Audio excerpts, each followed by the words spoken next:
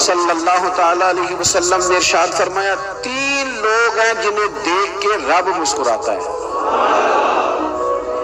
یا رسول اللہ صلی اللہ علیہ وسلم وہ کون کون سے؟ تو محبوب فرمانے لگے ایک وہ بندہ ساری مخلوق سوئی ہے، آدھی رات ہے، رات کا پچھلا پہر ہے، اس نے اٹھ کے وضو کر لیا، مصلی پہ کھڑا ہو گیا خدا کی یاد میں، فرمایا اسے دیکھ کے رب مسکراتا ہے جو اس کی شان کے لائق ہے۔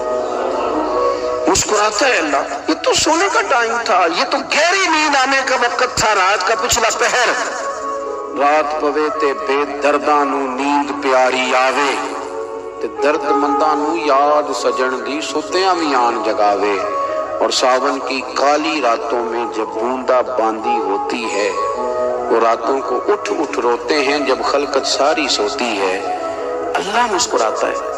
اور سننا میرے بھائی، میرے نبی پاک صلی اللہ تعالی علیہ وسلم فرماتے ہیں جب مسلمان نماز کے لیے صفیں بناتے ہیں نا، ترتیب لگ رہی ہوتی ہے، اب اللہ کی بارگاہ میں کھڑے ہوں گے، قیام کریں گے، رکوع کریں گے، سجود کریں گے، فرمایا جب مومن صفیں بناتے ہیں تو رب دیکھ کے مسکراتا ہے،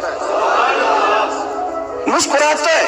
کمال ہو گئے عروج بندگی کا، جب بندے کو دیکھ کے رب مسکرائے، خدا بندے سے خود پوچھے بتا تیری رضا کیا ہے، مسکراتا ہے۔ اور میرے نبی پاک علیہ السلام فرماتے ہیں جب مجاہد جہاد کے لیے صفیں سیدھی کرتے، آج تو یہ رب کے نام پہ مرنے ہی آ گئے، یہ صفوں میں کھڑے ہوں گے، ترتیب سے لڑیں گے، ترتیب سے گلا کاٹیں گے کافروں کا یا شہادت لیں گے۔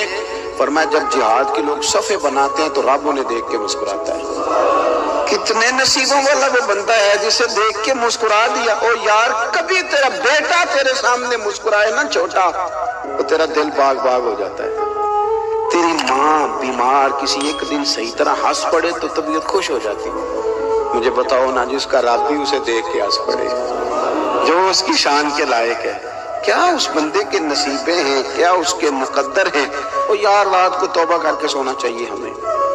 کچھ غلطیاں ہم کرنا نہیں چاہتے پر ہم سے ہو جاتی ہیں، کچھ دل ہم توڑنا نہیں چاہتے پر وہ ٹوٹ جاتے ہیں، ہماری مجبوری ہوتی ہے ٹوٹ جاتے ہیں۔ رات کو اس کی بارگاہ میں ہاتھ باندھ کے کشکول طلب دراز کر کے خوب استغفار پڑھنا چاہیے کہ مالک بندے ہیں نا کیا کریں، نفس کا ساتھ ہے، دنیا کا ساتھ ہے، خواہشات نفسانیہ، مالک معاف کر دے۔